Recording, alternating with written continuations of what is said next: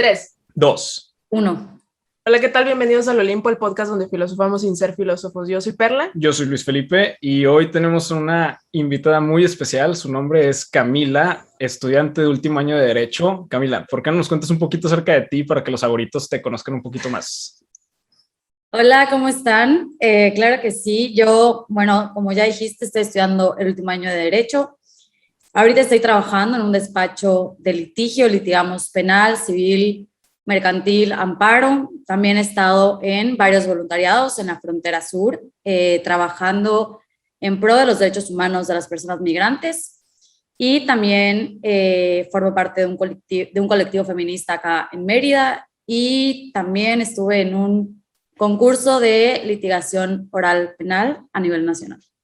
Wow. ¿Y qué es, o sea, en qué consiste lo del concurso? Bueno, en el concurso prácticamente lo que hacíamos era como que simular las audiencias que se llevan a cabo en el proceso penal. Ok. Literalmente te daban una carpeta de investigación con un caso. Tenías que estudiar el caso de pe a pa y literal, o sea, llegabas a la regional, que a mí me tocó en Guadalajara, y tenías que representar a la defensa y a la fiscalía, o sea, defender a la persona que están acusando y a la supuesta víctima. O sea, literal como si fuera un debate de una clase de ética, pero más pro. Sí, o sea, más o menos, porque obviamente es que estaba súper cañón porque no sabíamos qué testigos iban a subir. O sea, tú llegas ahí sin saber nada. Ajá. Tú no sabes qué te van a subir, tú no sabes si vas a defender al acusado o a la víctima. Entonces, eso es como mucha preparación, mucha teoría, mucho todo. Sí, me imagino. Normalmente, cuando vas a un juicio ya real, que no es parte, o sea, no en el concurso, tú ya vas sabiendo todo el caso, ¿verdad? Esa es la diferencia en este concurso, que fue más improvisado y en el caso real tú ya vas preparada completamente. O sea, la diferencia, en los dos tienes que saber el caso, los pormenores del caso, para saber cómo contraatacar a tu contraparte, pero la diferencia es que, pues en la vida real, tú ya sabes a qué audiencia vas, o sea, sabes que vas a ver, no sé, audiencia, vinculación a proceso, ya sabes a qué testigos van a subir, sabes a quién estás defendiendo, para quién estás trabajando, y en el concurso era, bueno, vas a hacer como que trabajas para tal, o tal vez para el otro, ¿no? Entonces, eso es lo difícil y pues obviamente en el concurso nos calificaban técnicas de litigación oral. Entonces esta parte de pararte, ademanes, como la seguridad, el argumento que tienes que sacar ahí. Y en la vida real, pues no es así. O sea, es un sistema oral, pero realmente el fiscal se sienta y está leyendo su speech y no es como tan dinámico como el concurso. Oye, Camila, y digo, nada más para saber los origin stories, ¿cómo decidiste o cuál fue tu proceso para decir, oye, quiero estudiar Derecho? Bueno, te voy a decir una cosa, siempre me ha gustado mucho el tema de como defender las causas justas, las causas en las que yo creo. Perla no me va a dejar mentir, estudiamos juntas en... Soy esa morra que la neta no se queda callada. Sí, éramos literal como de las 4 morras cuando se hablaba del aborto. O sea, Camila y yo éramos de las que no. Sí, confirmo. Puedes continuar. Cañón. Y pues de ahí, o sea, como que de ahí surge como elegir esta trinchera para como cambiar el pedacito de tierra en el que me tocó vivir, ¿no? O sea, yo dije, ¿de qué manera puedo hacer un impacto para no solamente luchar por estas causas, sino que estas causas se vuelvan causas comunes, ¿no? O sea, ir como jalando más gente, y me parece que una de las trincheras en las que más se puede generar un impacto es la trinchera del derecho, ¿no? Sí, pero bueno, no hemos dicho el tema en realidad. El día de hoy vamos a estar abordando más o menos lo de la ideología del antipunitivismo. Si nos puedes explicar tantito qué es eso para la gente que no lo sabe. Bueno, antipunitivismo, ¿qué es? O sea, cuando hablamos de antipunitivismo, hablamos de sistema penal, y en este caso el sistema penal en México en particular es un sistema que se basa en penas, en leyes que ponen una sanción cuando vas en contra del bien común, de cuando lesionas derechos humanos, bienes jurídicos.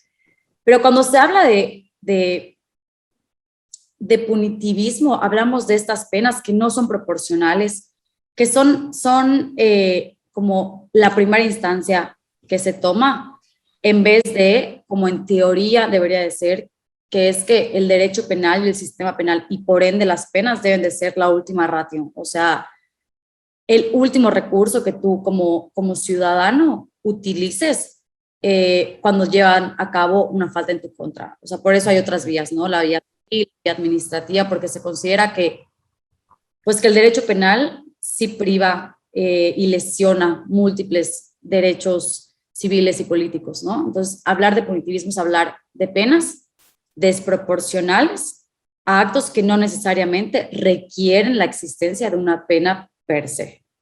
Ujú. Yo había platicado de esto antes con un amigo y me recomendó, no sé si conoces, como un libro de Michael Foucault, algo así, que era vigilar y, vigilar y castigo, algo así más o menos iba. Sí. Y como que consistía, según yo, de 3 cosas principales. No recuerdo la primera, la segunda era disciplina y la otra era algo de... Fuck, no recuerdo. Disciplina fue la que más me llamó la atención porque en realidad habla como que nosotros desde que nacemos nos disciplinan. ¿Para qué? O de que, por ejemplo, no sé, si estás jugando algo, si estás tocando la guitarra, lo que sea, de que, es muy bueno, puede llegar a ser tal cosa. ¿A qué voy con esto? A que siempre cuando crecemos estamos actuando conforme a lo que otras personas nos están diciendo. En un salón de clases, un maestro es la autoridad, de que en la sociedad, por ejemplo, no sé, digamos que la policía es la autoridad o los cargos públicos, cosas así. Y abordaba como que una teoría del opticismo y esta consiste en que en un grupo, por ejemplo, cuando se presenta un examen, ya ves que el maestro a veces se pone hasta atrás. Sí. Y tú no puedes voltear a ver hasta atrás, ¿sabes? Pero el maestro va a saber si alguien se está copiando. Entonces tú tienes que, o sea, te estás comportando para que no vea que te estás copiando. Y es esto, cuando en un grupo de gente, la gente sabe que puede ser observado o no, pero no sabe exactamente cuándo, pero sabe que está sucediendo. Es como cuando hay cámaras de seguridad en la calle y sabes que te pueden estar viendo, o a lo mejor el guardia de que ni siquiera te está pelando, pero sabes que puedes llegar a ser observado. Entonces, esto hace que nos comportemos de cierta manera dentro de la sociedad, ¿no? Pero en realidad, ¿qué tanto limita o qué tanto evita como que se lleguen a dar crímenes? ¿Cómo tú ves eso? O sea, ¿crees que estas técnicas de verdad sirven para que la gente empiece a comportarse mejor? Bueno, es que justo ahorita lo que estabas mencionando es bien importante porque sí, o sea, ¿qué es lo que pasa con el punitivismo? Que sirve como un ente omnipresente que está ahí para meter miedo. Ajá. Miedo, y derivado de ese miedo, en teoría, o lo que te quiere decir la teoría punitivista y la teoría penal clásica, es que por el miedo no van a cometer crímenes, ¿no? Y se supone que en esta teoría, pues la sanción, la pena, pues tiene una funcionalidad, en teoría persigue una finalidad, ¿no? Que es, uno, pues que baje la tasa de incidencia delictiva, y dos, esta parte de reinserción social, cuando pues le das una pena y que se supone que todo este como cambio de chip y no vas a volver a hacerlo, pero ¿qué es lo que pasa? O sea, como regresando a lo que tú me preguntaste como muy directamente, yo creo que no funciona, lo vemos a diario, o sea, no es el tema del miedo, porque eso es la cuestión, o sea, sí es disciplina, pero es un miedo fundado en el sistema penal, porque entonces, ¿qué es lo que pasa? No cometemos crímenes por el miedo de que nos metan a la cárcel, ¿no? Por decir cualquier cosa. Esto ha demostrado, o sea, los estudios que existen del sistema penal, de las cárceles, de la gente con antecedentes penales, es que esto realmente no genera una tasa menor de incidencia delictiva, sino que por el contrario. Primero hay que ver que es un tema, o sea, el tema de que cometan o no delitos es un tema estructural y que tiene mucho que ver en nuestro país con la brecha de desigualdad gigante que existe, ¿no? Yo leí hace poco un artículo que habla de la vida en las cárceles y del antes y después de las personas que han sido privadas de su libertad, ¿no? Y en este estudio hacen el diagnóstico de que la mayoría de la gente no es gente que tenga escasos recursos o que se encuentre realmente en situaciones de pobreza extrema o que no tengan, tal vez, que no sean personas estudiadas, sino que el motivo principal que los lleva a cometer delitos es la falta de satisfacción de alguna de sus necesidades. Ujú. Varía según tu nivel de bienestar. Ejemplo, para una persona que se encuentra en extrema pobreza, probablemente vaya a robar una manzana porque necesita que comer. Ujú. Una persona que se encuentra en clase media, alta, igual y roba los millones, o sea, hablando de un político, o igual y se roba una televisión porque le hace falta una televisión en su casa, ¿no? Entonces, cuando se meter, mande. Es proporcional a su rango Claro. socioeconómico, sí. Entonces, queda bien claro que el querer basar un sistema de justicia penal, en este caso, en el miedo, no genera lo que se espera, que es que no se cometan delitos. Y por eso es el tema de, pues del antipunitivismo, ¿no? De esta teoría que va en contra de lo que profesamos en México, de este punitivismo desmedido y desproporcional, porque, pues, te reitero que no es un tema está funcionando para llevar una paz y para mantener el orden social, porque ese no es el problema. O sea, el problema no es que cometan o no delitos, el problema es la brecha gigante de desigualdad que existe entre los pobres y ricos de este país. Sí, sí, estoy de acuerdo con eso. O sea, bueno, podemos meternos un poquito. ¿Ya viste la de Nuevo Orden, tú? Sí, yo la vi. Ay, sí. ¿Qué opinas? Sí. Bueno, ¿Tú también ya la viste? Sí. Yo la verdad creo que es un poquito irreal la temática del por qué surge, pero siento que sí puede suceder algo así en México ya en los próximos 10 años por el hartazgo justamente de... Ahí pusieron como que a la clase media alta nada más, pero siento que no se metieron tanto del lado político, pero yo siento que va más por el lado político que por el lado, por el sector privado, pues. Okay. Siento que va más del lado público, porque ahorita ya seas persona de cualquier estatus económico, ya estamos hartos de los políticos. Y es que literalmente, bueno, yo en las elecciones pasadas, que fueron las primeras en las que me metí, o sea, yo la verdad antes de esas, pues no me metía a nada para la política, pero dije, oye, es que no hay opciones y votaras por el que votaras, pues es algo malo y bueno, no iba a generar un impacto positivo en México. Entonces, porque ya tuvo su oportunidad el PAN y pues no funcionó, ya tuvo su oportunidad el PRI, pues toda la dictadura que tuvieron, la pseudo dictadura, y ahorita con AMLO y pues prácticamente es lo mismo. Entonces, eso se dan cuenta las personas de todos los sectores económicos y pues ya, pues entonces uno piensa, pues es que entonces el sistema político es el que nos sirve y pues ahí el sistema político es el encargado, digo, obviamente en sus subsecciones, de regir el sistema legal, que pues es el judicial, pues, y prácticamente son los, ¿cómo se dice? Jueces, verdugos y todo eso. Son los vatos que hacen las leyes, son los vatos que deciden cómo se acata la ley y son los vatos que toman los juicios. Entonces, ellos hacen todo y pues todo lo hacen a favor, pues para que ellos salgan favorecidos. De intereses personales. La película lo abordó un poquito más del sector privado, o sea, haz de cuenta de los... Sí, de cómo, o sea, la gente con lana, básicamente. Yo creo que eso puede suceder, pero más por el sector de político público, porque ya todos, bueno, personalmente, eso es mi manera de verlo, ya pues estamos hartos de que no vemos avance. Ok, ¿tú qué opinas, Cami? Yo creo que, o sea, entiendo mucho tu punto y creo que están como intrínsecamente relacionados la parte del poder político del país, que al fin y al cabo están financiados por la gente con dinero, o sea, los grandes empresarios, porque ningún político que realmente conforme el poder político per se del país llega ahí sin financiamiento. ¿Y eso quién se lo da? Los millonarios y empresarios de toda la vida. Los compas, claro. Sí, o sea, esa es la realidad. ¿Qué creo que cada vez estamos tomando como más la voz? exigir lo que queremos y de exigir lo que nos corresponde y de exigir, pues mal que bien, esta llamada justicia, ¿no? Si es que podemos llamarla así en este país. Pero creo que hay que también saber cómo, es que no sé cómo explicarles.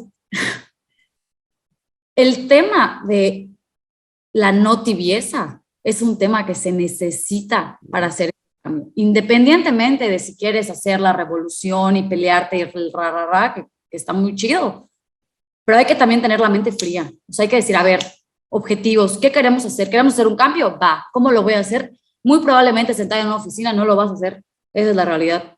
Probablemente sí tengas que hacer activismo, y ahí es donde entra tal vez no tanto esta parte de vamos a hacer una revolución y vamos a odiar a todos los políticos y al poder político, sino de hacer activismo, de aprender a tomar posturas políticas frente a las cosas que no nos parecen y de exigir, que es el tema de derechos humanos y de activismo y de justicia social es un tema que no es para la gente tibia, ¿no? Entonces, sí, claro.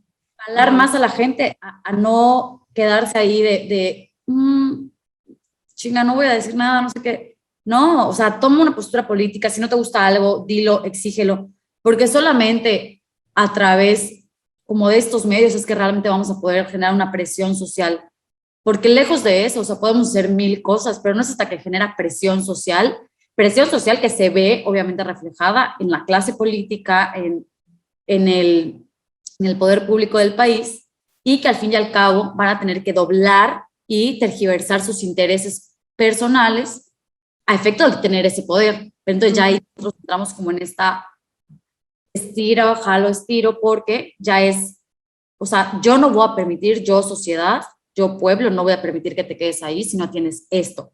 Entonces es el tema de la presión política, es el tema de las marchas feministas, de todas estas cuestiones, es presión política, porque al fin y al cabo ya les quedó claro que cuando actuamos como en comunidad, no hay manera, o sea, no hay manera, y tan es así que ganó Andrés Manuel las elecciones pasadas, después de una dictadura de 300,000 años pues, por el PRI, ¿no? Entonces, ya se dieron cuenta que ya no somos los mismos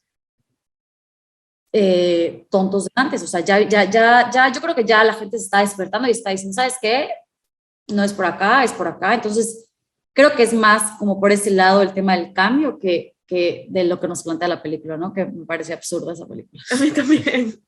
Sí, creo que se hizo más como victimización. O sea, yo creo que fue Michel Franco diciendo de que un pobre me hizo daño y ahora me quiero desquitar. O sea, no refleja para nada la realidad de México.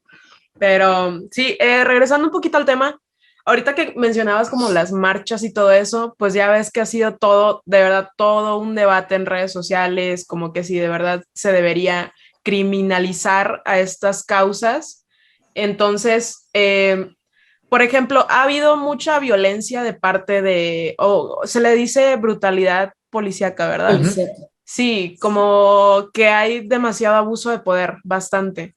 Entonces, hay gente que está a favor de eso y a mí se me parece algo absurdo y hasta estoy en shock porque en momentos como esos donde se puede decir revolución, que literal lo estamos viendo en redes sociales y es algo que tenemos al alcance, como que salen los true colors de la gente, o sea, de verdad de cómo piensa, y a veces a mí me asusta cómo alguien puede llegar a desear que haya violencia contra un civil, o sea, de parte de alguien de poder. Entonces, igual podemos tocar tantito ese tema de brutalidad policíaca que se despertó a raíz del año pasado con los Estados Unidos. Claro que ya existía, pero pon tú que como obviamente fue una tendencia, fue todo un fenómeno y ya en redes sociales al menos se dio más la voz de que existe y de que está pasando, ¿no? Entonces, ¿cómo ves eso? O sea, ¿cómo crees que se pudiera llegar más a una solución? Porque sabemos que todo el sistema o sea, policíaco y así, está súper corrupto, aquí en México más que nada. Entonces, ¿cómo verías tú como una solución a eso? De que si de verdad se puede mejorar toda esa institución.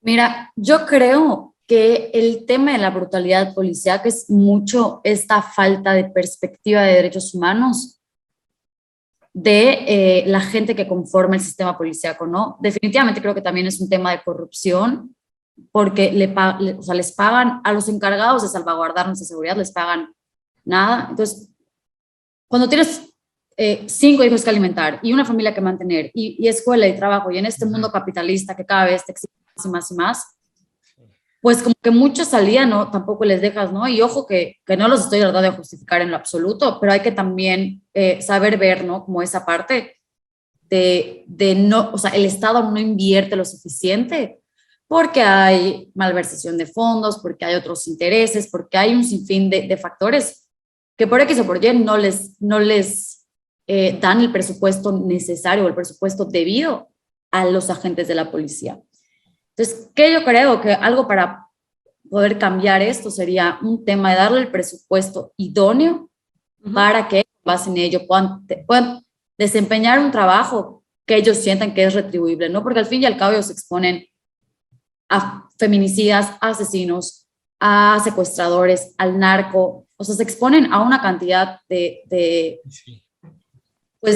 gente que tiene como un poder ahí.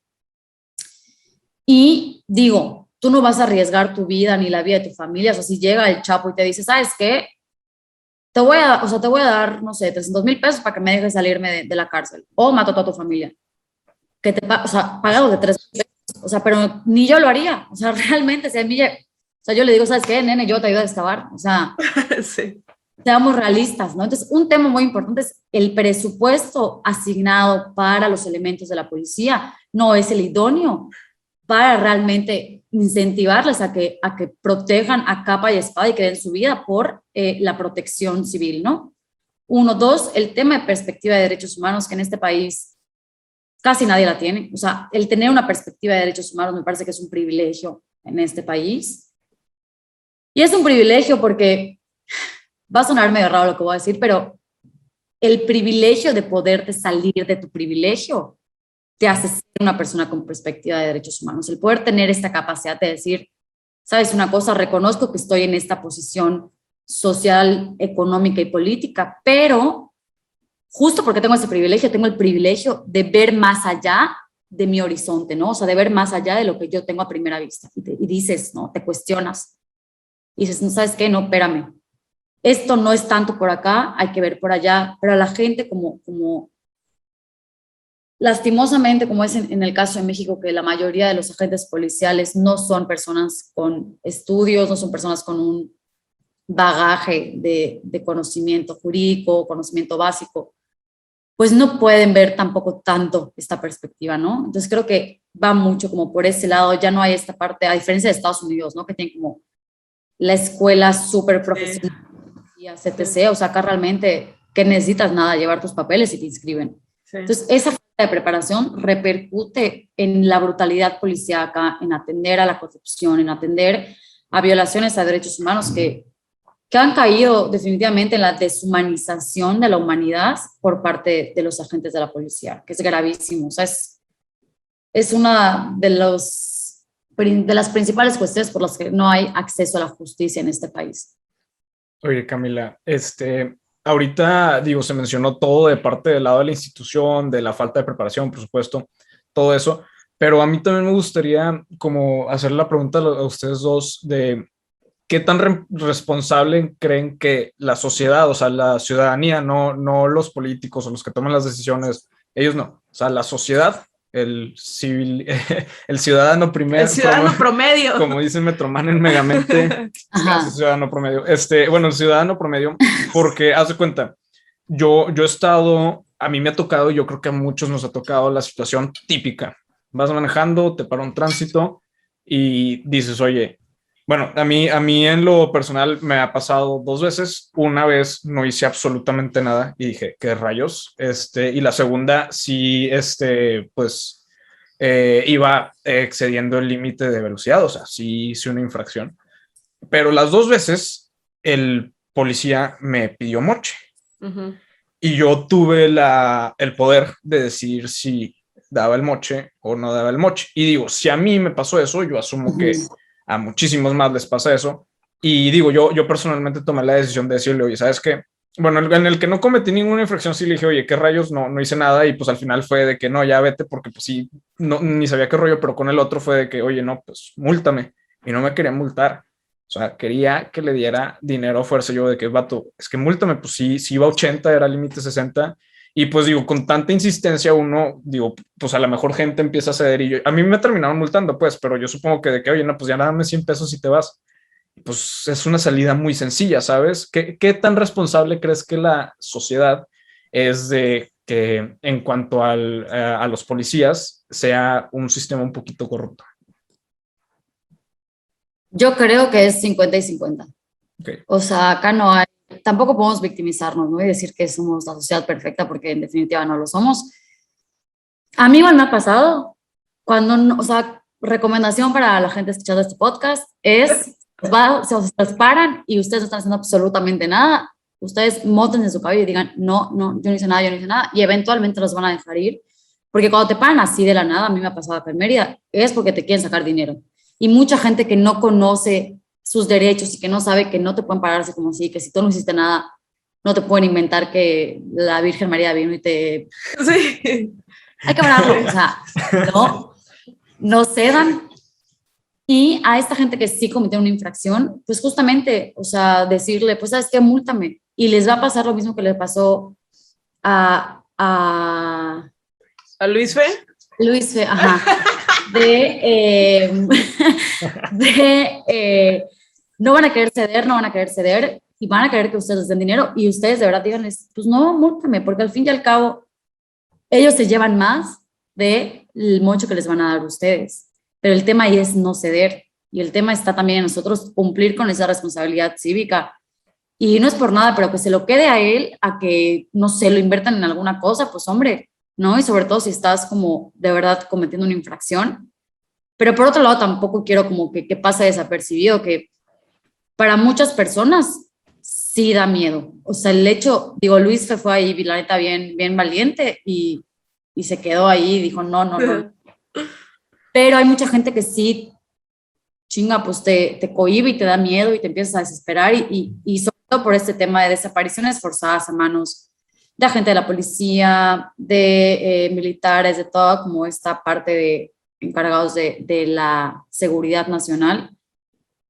Puedo entender que también hay un miedo, ¿no? Y sobre todo, por ejemplo, en lugares peligrosos, o sea, digo, yo ahorita quiero hablar como muy recta y tan estricta para los derechos humanos, pero digo, también, no sé, si estando, no sé, en Tamaulipas, diría, múltame, o sea, no, pues igual y si me está Freddy, digo, bueno, ¿sabes qué? Bye. Porque Sí. también de que la realidad es, bueno, mi muy humilde opinión, a mí me da más miedo la policía, me da más miedo el ejército, me da más miedo la Guardia Nacional que lo que me pudieran hacer cualquier otra persona. O sea, es como estos criminales de cuello blanco, ¿no? Uh-huh.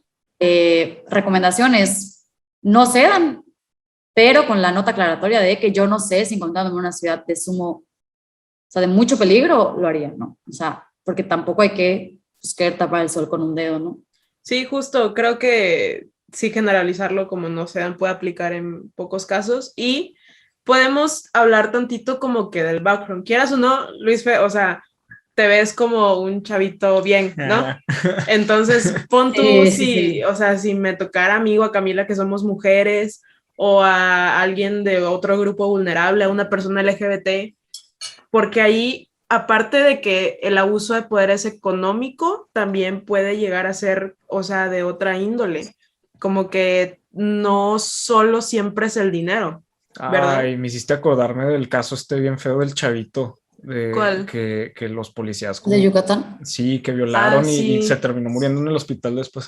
Sí, cosas o sea, así. No, qué espanto. Y eso... José Ravelo se llamaba. Sí, y eso, o sea, tampoco hay justicia de ese lado, como que se arregla internamente, por decirlo así, ¿sabes? Porque pues es el cuerpo policíaco, entonces entre ellos como que la medio sordean y ya no se hace nada. Creo que por ahí podríamos entrar a una vertiente muy interesante.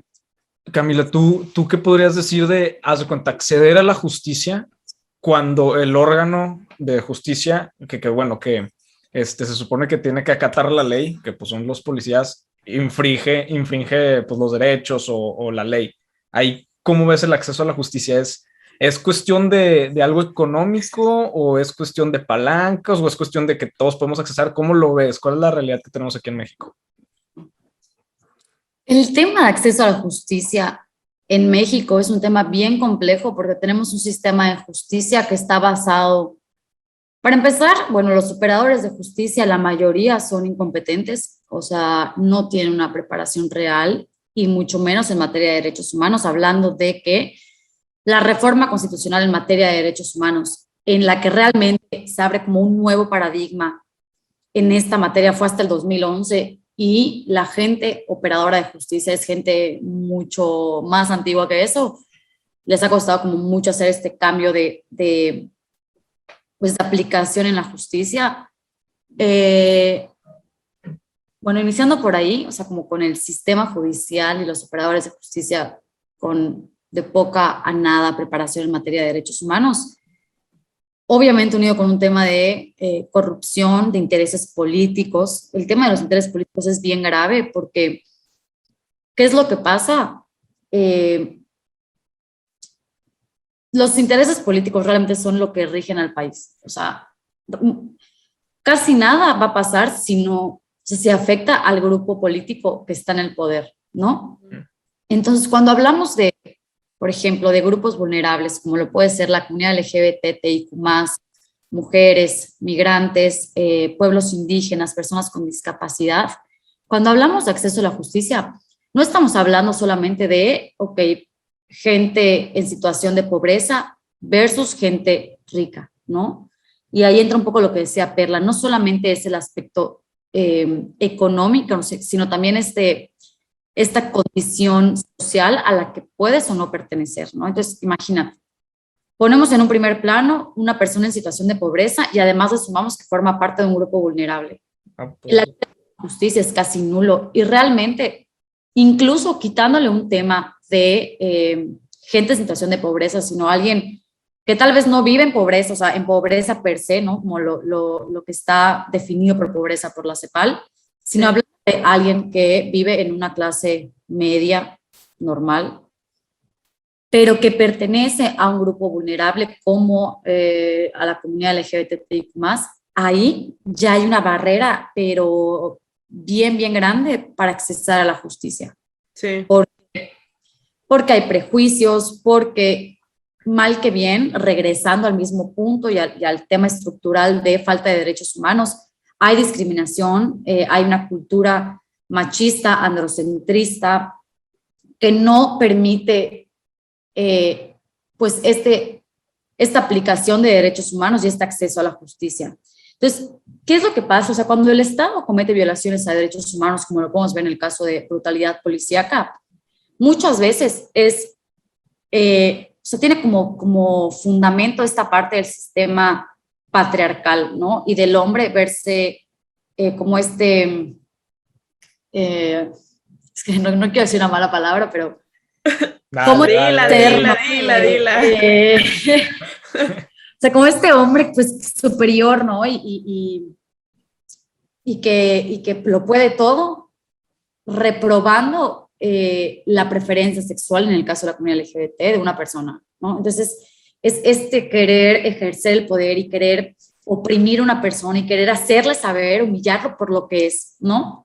Uh-huh. Entonces, pasa que todo el sistema está basado en un sistema patriarcal. La sociedad mexicana está basada en un sistema patriarcal. Entonces, cuando se cometen crímenes de odio, de discriminación, de lesa humanidad, tortura, como el caso que comentábamos hace rato de José Luis Ravelo, hablamos de esta excusa de las violaciones gravísimas a derechos humanos, porque es lo diferente, ¿no? O sea, porque la persona a la que están violentando es lo diferente y rompe con este esquema de la sociedad heteropatriarcal, etc. ¿Y por qué no pasa nada? O sea, ¿por qué no hay acceso a la justicia en estos casos? Porque para empezar, este caso fue en Yucatán, ¿no? O sea, como hablando de este caso en particular, este caso fue en Yucatán. Yucatán es una sociedad sumamente conservadora, gobierna el PAN, tanto a nivel municipal como a nivel estatal. El presidente municipal salió a decir que era un caso aislado, que nada que ver, que en Yucatán no existe brutalidad policíaca, porque a ellos no les conviene. O sea, ellos, pues estamos hablando del grupo del poder que está en contra totalmente del matrimonio igualitario, que está en contra del aborto, que está en contra de todo aquello que le permita al ser humano tener una libre autodeterminación, ¿no? Pues obviamente no les, o sea, pero no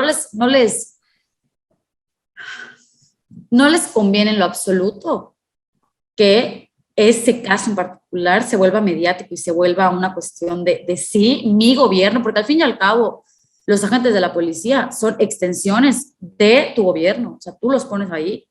Entonces, yo, que ya todo el mundo me critica por ser una persona antiderechos, una persona conservadora, una persona que legisla todo en contra de las mujeres y de la comunidad LGBTI, de cualquier cuestión como encaminada de derechos humanos, no me conviene que digan que mi institución policíaca vulnere derechos humanos, porque les estoy dando la razón. Entonces, ¿qué es lo que pasa? Ningún juez se va a ir en contra del gobernador, porque al fin y al cabo, digo, si bien el Poder Judicial en teoría es autónomo, no, o sea, la realidad es que no, que todo aquí es el compadrazgo, el amigo del amigo, el tío, lo que sea, ¿no? Entonces, sí es hablar de poder económico, pero también es bien importante hablar de vulnerabilidad social por tu simple pertenencia a un grupo considerado como vulnerable, ¿no? Entonces, sí hay un tema ahí económico de si eres alguien de bajos recursos, muy probablemente igual y no te van a torturar tanto y probablemente te quieran imputar un delito de que te robaste X cosa o que, no sé, secuestraste a X persona por cuestiones de conseguir dinero. Pero esta parte de tortura, de crímenes de lesa humanidad, de crímenes de odio, yo creo que sí ya van más inherentes a tu entorno como social y al grupo al que pertenezcas, porque la verdad es que hay un chorro de rechazo a la diversidad en general en México, ¿no? Y en sociedades tan cerradas y conservadoras como lo puede ser Yucatán, pues peor. Sí, y pues regresando un poquito al tema principal, también podríamos abordar lo que son las condiciones en las que está la cárcel, o sea, porque también lo que nosotros podemos proponer es algo que puede ir más allá de, o sea, yo me puedo morir y a lo mejor como que estas ideologías siguen en proceso, ¿me explico? O sea, pon tú, chance ahorita estamos viendo cambios sociales, pero que empezaron desde hace siglos, y a eso me refiero, de que igual y lo que ahorita se está proponiendo no se va a ver hasta quién sabe cuándo. O sea, no sabemos qué tanto vaya avanzando la sociedad. Entonces, si vemos ahorita el contexto, no sé si conoces es un youtuber que literal vive en la cárcel, o sea, pues está en la cárcel y hace videos de la cárcel. No sé si lo has visto. Se llama algo de No, ni idea. J. Heckman, no, algo así, no sé. Ahorita, luego te lo paso. Link en la descripción. Sí, lo pongo el link en la descripción. Pero hace ver su vida ahí como que... no sé si te acuerdas que nos pusieron una vez a leer el libro de El hombre en busca del sentido de la vida, algo así. El de la felicidad, ¿no? El sentido. El hombre en busca del sentido de Víctor Frank. Sí, el hombre en busca del sentido. Sí. Que hablaba de Auschwitz y todo eso, de cómo era la vida en los campos de concentración, y todos ahí siempre encontraban como que un propósito de que, cuando salgamos de aquí voy a ver a mi esposa, voy a ver a mis hijos, y así. Bueno, me recordó como que esa filosofía a este youtuber, porque graba de que, ¿cómo cocino en la cárcel? O, mi compañero ya va a salir, o vino alguien nuevo, ¿sabes? Como que lo ve de una manera como que positiva dentro de todo el contexto en el que está, y la neta ves los videos y las condiciones en las que tienen a los reos o presos, como se les diga, sí están bien precarias. Y, o sea, incluso creo que hay un video de Luisito Comunica donde graba que se iba a remodelar una cárcel o algo así, y estaba, o sea, cochina, de verdad, sucia, asquerosa y todo eso.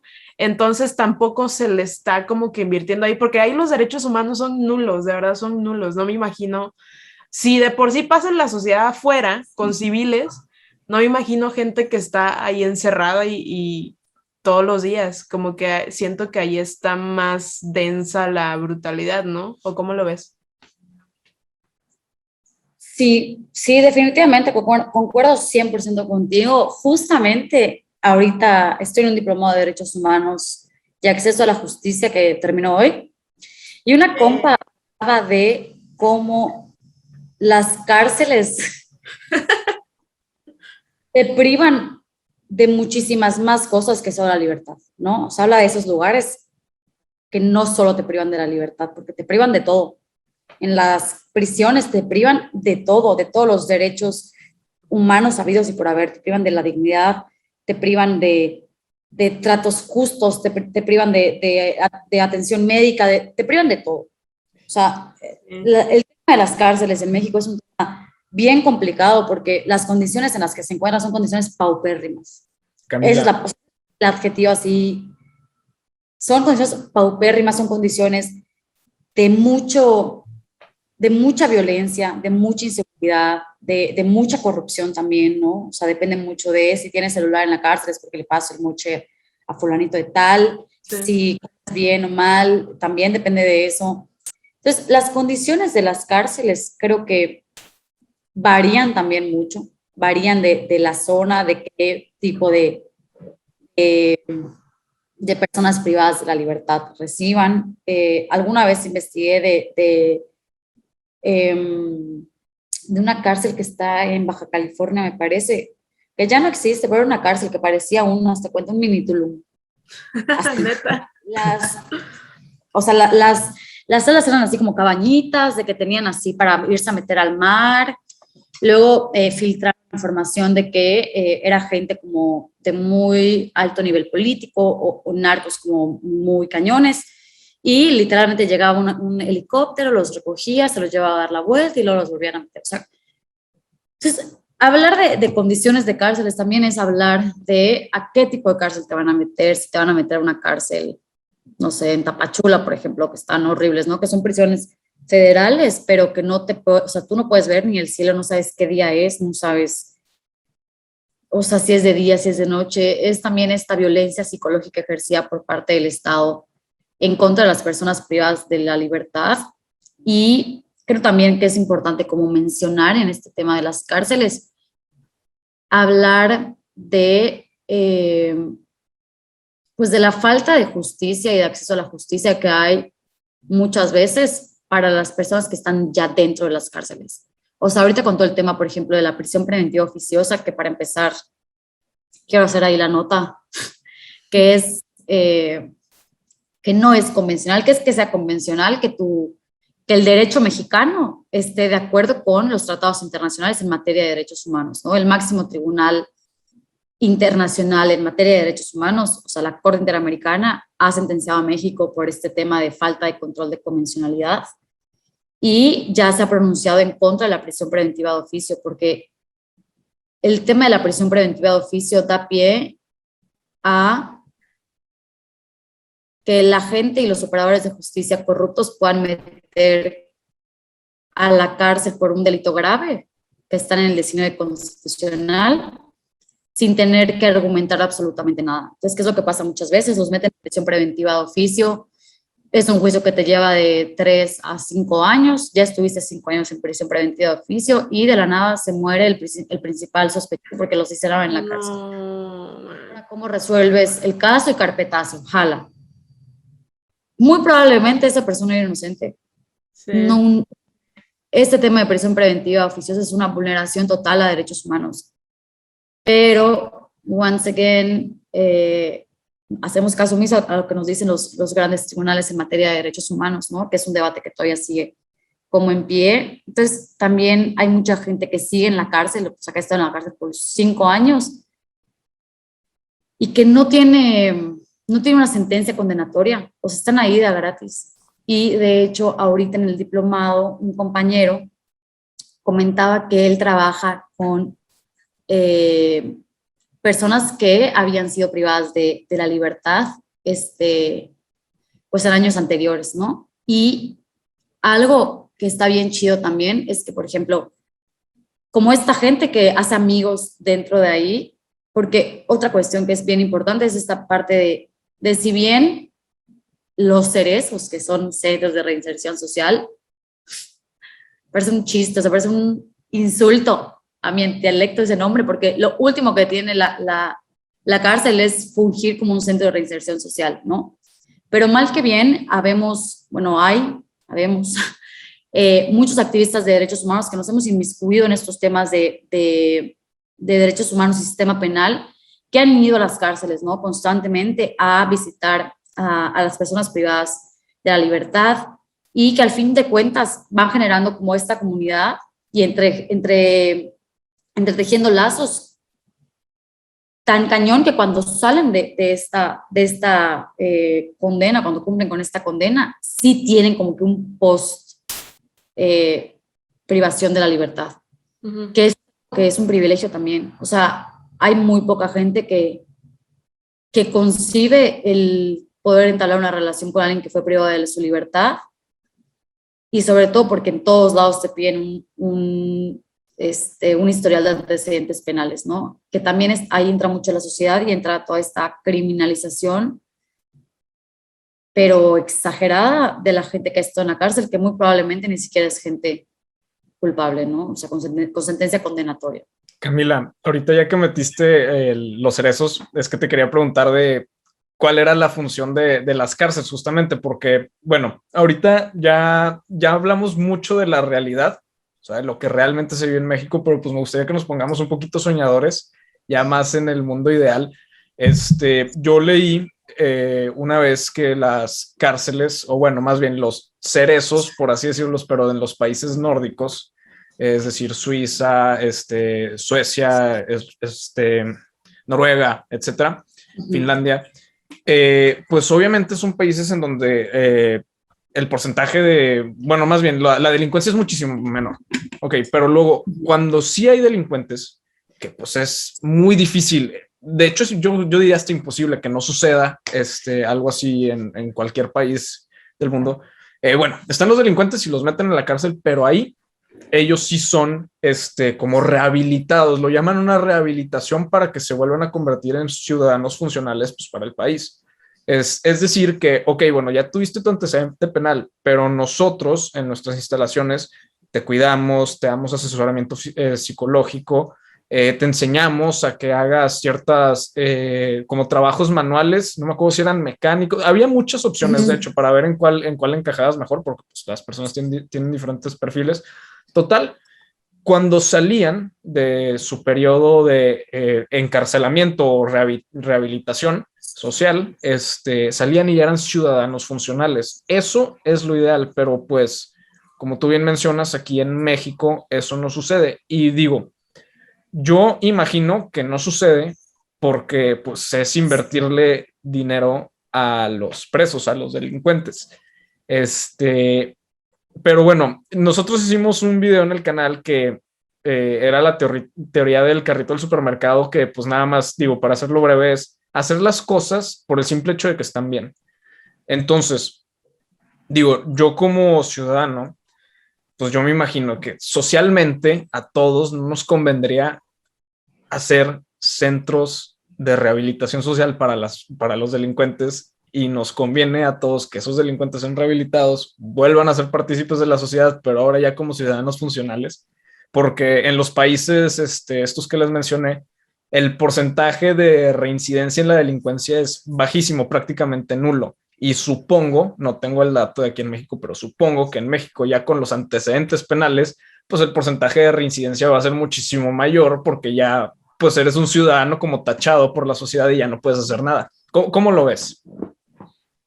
Mira, yo creo que también, es que te digo, o sea, el tema de la sociedad, jugamos un papel bien importante, o sea, pero bien importante en todo, o sea, en todo, hablemos de derechos humanos, hablemos de economía, hablemos de todo, o sea, tenemos un papel bien importante y también, o sea, es la propia sociedad la que ha concebido esta parte de delincuentes, o sea, de no hablar de personas privadas de la libertad, sino hablar de criminales, o sea, ustedes son monstruos, son criminales, son delincuentes. y de haber estado en la cárcel como este castigo, el peor castigo que le puedes dar a alguien.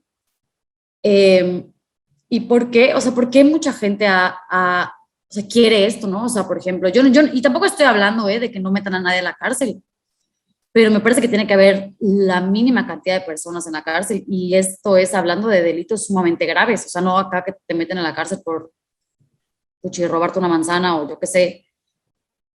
Pero el tema es que, bueno, como tú bien decías, el tener estas como casas de rehabilitación, o sea, se traduce en una gran inversión para el Estado, gran inversión. O sea, hablamos de subir impuestos, hablamos de no tener que robarse ni un solo centavo, o sea, hablamos de que no haya malversación de fondos en esta utopía hermosa que sería que no suceda en este país. Entonces, hablamos de una fuerte inversión para el Estado, de destruir estas redes de corrupción que existen dentro del sistema del poder público en México. Y hablamos de quitarnos el prejuicio en contra de la gente que comete delitos que requieren una pena privativa de la libertad, que eso no es tan fácil. O sea, y ni para mí fue tan fácil cuando me deconstruí en ese sentido. Yo sí, o sea, yo decía, no a los violadores, güey, que los violen o que los maten o yo qué sé, ¿no? Pero entonces te empiezas a cuestionar mucho de, pues, todo el trasfondo cultural y social y toda la estructura que tiene el país. Entonces, empiezas a tratar de buscar una solución que tal vez sea un poco como que más definitiva, ¿no? Y hablar de soluciones y de poder llegar a ser como un país nórdico es hablar de justicia restaurativa también. No solamente es hablar de una gran inversión, sino es hablar de quitarnos este prejuicio que es bien difícil de quitarte, porque obviamente, o sea, es que mira, tampoco quiero sonar, porque ahorita que me estoy escuchando, tampoco quiero sonar como una persona totalmente, bueno, con poca empatía, porque la realidad es que tú como víctima o como sobreviviente de cualquier tipo de abuso o de delito, ¿qué vas a querer? O sea, hablando yo, o sea, ¿qué vas a querer? Y ahorita lo veía igual con una compañera del diplomado que su esposo es víctima de desaparición forzada. Y esta compa nos ha compartido un chorro durante todo el diplomado de su experiencia, de la falta de acceso a la justicia, de las omisiones de la fiscalía, del sistema penal, de toda esta corrupción. Y justo cuando tocábamos este tema, que varias morras como que salimos a la defensa de esta teoría antipunitivista y de que no hay que meter a nadie a la cárcel, ella nos decía, oigan, no, o sea, yo sí quiero que los malditos que desaparecieron a mi esposo que se refundan en la cárcel, ¿no? Tengo otra compañera que es víctima de violencia doméstica y también ella nos dice, no, o sea, por mí que metan a mi violentador a la cárcel y que se muera y que se repudra en el infierno, ¿no? Entonces, ¿qué creo yo, en mi muy humilde opinión? Que los delitos que deberían tal vez ser penados con una pena privativa de la libertad, tal vez tendrían que ser los delitos que van en contra de la dignidad humana, como lo puede ser la tortura, la desaparición forzada, el feminicidio, como de esta rama, y los delitos que van como que lesionan el patrimonio, para mí tal vez tendrían que ser delitos que en vez de meterlos a la cárcel es, güey, devuélveme todo el dinero. Y hablando de delitos de patrimonio, es servidores públicos que hacen malversación de fondos, robo, estos tipos de delitos que realmente se pueden mediar o se puede llegar a una solución a través de un mecanismo alternativo a solución de controversias, que es la mediación, que es, a ver, no te voy a meter a la cárcel, pero me vas a tener que pagar una indemnización por el dinero que he perdido, porque ese predio yo lo rentaba cuando se habla de un despojo, por ejemplo, y además me tienes que, obviamente, devolver mi predio, ¿no? Entonces, a mí, o sea, a mí, Camila Aranda, esa solución de justicia me parece, hoy sí me parece justicia, ¿no? O sea, me parece que te generan un daño, que al final de cuentas te lo reparan, porque te devuelven ese bien y te pagan además el perjuicio que te generaron económico, y como ese delito, en delitos en contra del patrimonio hay un montón. Cuando hablamos de delitos como lo puede ser la desaparición forzada, no hay dinero en el mundo que te pueda quitar el trauma, que te pueda devolver ese tiempo con tu familia. O sea, ahí me parece que sí podemos hablar de privación de la libertad. Pero entonces esos delitos se reducirían, si así lo quieren ver, porque al final de cuentas son un delito que sí o sí te van a llevar a la cárcel y que no van a caer impunes, ¿no? Y que además van en contra de la dignidad humana. Que me parece que así funciona el sistema en los países nórdicos. O sea, meten a la cárcel a un asesino, pero le dan todo esto, o sea, ya empieza toda esta cuestión psicológica y psiquiátrica de, a ver, ¿por qué asesinaste? ¿No? Entonces, ¿qué es lo que están haciendo bien para mí esos países? Es tratar el tema estructural. O sea, ellos le están tirando, pero mira, directamente al tema estructural, a dar acompañamiento psicosocial, que es bien importante, a como que a llegar al fondo del asunto y de prepararlos para que a través de este acompañamiento psicosocial puedan volver a ser reinsertados a la sociedad, ¿no? Que todo este tema del por qué asesinaron y de por qué cometieron X delito se resuelva. En México no hay la inversión porque se roban el dinero, porque no hay impuesto que alcance en contra de la corrupción. La corrupción está en las cárceles, ¿quiénes las operan? El narco, el crimen organizado, los padrotes de las redes de tratas de blancas, siguen operando desde ahí. La realidad es que esta gente del alto grupo de crimen en el país son los que operan, contratan ahí mismo en la cárcel a sicarios, a gente que les va a operar de fuera. Entonces, regresamos al mismo punto. El tema de la corrupción sí es un tema también que nos trastoca en todos los aspectos habidos y por haber, cuando se habla de justicia y cuando se habla de privación de la libertad, y que también, o sea, ¿tú crees que, digo, hay algunos que sí torturan a las personas que se encuentran privadas de la libertad en cualquier cárcel? Pero mucha de la gente que lo hace también es porque les pagan. Es la realidad. O sea, oye, fulanito de tal, necesito que asesines a este y va a amanecer como que hazlo parecer un suicidio y le depositas y tan.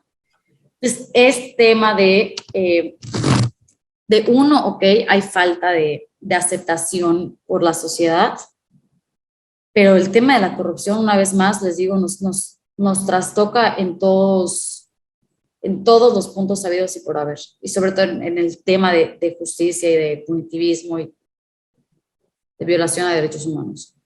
Oye, Camila, pues ya nada más para concluir, digo, gracias por contarnos todo tu experiencia. De hecho, nada más me gustaría que cerraras a ver si nos podrías decir tú como tu testimonio digo, sé que apenas vas empezando tu carrera, que apenas te vas a graduar, pero tú ves un progreso en este tema de lo que platicamos en un futuro cercano, o dices va a ser una lucha que va a llevar mucho tiempo para que exista un progreso que visiblemente sea notorio. ¿Cómo lo ves?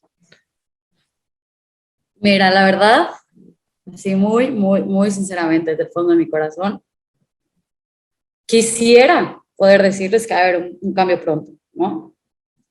Pero no les voy a mentir. O sea, no les voy a mentir porque no creo eso, porque me lo he cuestionado 1001 veces. Y por más que quisiera, ¿no?, hablar de esta utopía, no hay manera. O sea, no hay manera de que sea un cambio pronto, empezando por nosotros mismos, ¿no? Empezando por cuestionarnos y por deconstruirnos y por aceptar críticas. Entonces, creo que el tema del cambio en el sistema de justicia en México nos queda muchísimo camino por recorrer. Digo, apenas en el 2008 fue que se hizo la reforma del sistema inquisitivo al sistema acusatorio y oral. Entonces no tiene tampoco muchísimo tiempo que se hizo esta reforma, y que se supone que a raíz de esta reforma entra toda esta visión de derechos humanos y de tener un sistema de justicia penal con base en derechos humanos. Entonces imagínense si ya pasaron, ¿cuántos años ya pasaron? 13. Ajá, si ya pasaron 13 años y todavía pues ha habido un cambio, pero así que digas, wow, qué cambio, pues no. Mínimo. No, o sea, eso de que chiquito. Y yo. ¿Qué pasó? ¿Qué pasó? No, pero sí. Sí, pues personalmente digo, pues el cambio históricamente ha comenzado justamente con el diálogo, que se empiecen a rebotar las ideas, porque digo, todo lo que dijimos nosotros hoy en este episodio de Olimpo, pues no es ley, no es una verdad absoluta, simplemente son nuestras opiniones de pues, cómo vemos la realidad y pues los cambios que nos gustarían, pero al final de cuentas, pues es eso, empezar a rebotar ideas para decir, oye, bueno, ya sabemos que el sistema a lo mejor no funciona, el sistema no es ideal, tiene muchísimo para mejorar, para crecer, para que todos estemos mejor. Pero pues si no lo platicamos, pues si simplemente nada más nos quejamos y decimos, no, es que eso está así, pero no empezamos como a reflexionar en soluciones, pues nunca vamos a, pues nunca, el proceso mínimo que se ha logrado, pues bueno, mínimo ya es un progreso mínimo, pero ya es progreso. Sí. Pero pues si nada más caemos en eso de criticar y de quejarnos, pero no hacer nada, justamente por eso yo valoro mucho el activismo. Y dices, oye, pues bueno, mínimo ya estás enfocándote en un objetivo para pues, alcanzar un progreso, por más pequeño que sea. Para mí, el progreso, aunque sea pequeño, es progreso, entonces ya eso es de gane. Y pues bueno, pues yo digo que con eso, con ese rayito de esperanza, statement, sí, cerramos este capítulo. Camila, muchísimas gracias. Gracias por acompañarnos virtualmente. Ojalá te puedas dar la vuelta presencial algún día. Pues estuvo muy, muy buena la plática, conocer también todo lo que has vivido, la gente con la que te estás relacionando ahorita, y obviamente eso te abre la perspectiva y qué bueno que nos lo cuentas, porque estas conversaciones sí, o sea, se deben de tener, y como tú decías, o sea, en lo de no tibieza, sí tenemos que empezar a tomar posturas, la verdad, porque si no el tema se queda colgando, y no, o sea, es tener esas conversaciones incómodas que hagan a la gente pensar. Entonces, pues muchas gracias por darnos el tiempo de platicar con nosotros. ¿Cómo te pueden encontrar en redes sociales?